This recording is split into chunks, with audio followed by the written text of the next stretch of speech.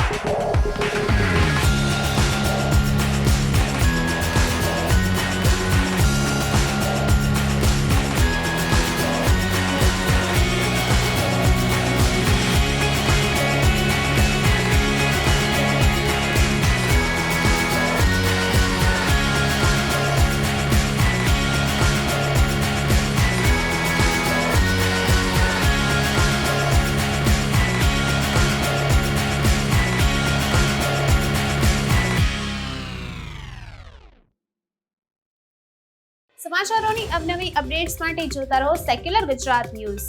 સાથે secular Gujarat news ચેનલને like, share અને સબસ્ક્રાઇબ કરો અને બેલ આઇકોન દબાવીને સમાચારોની ઝડપી માહિતી મેળવો।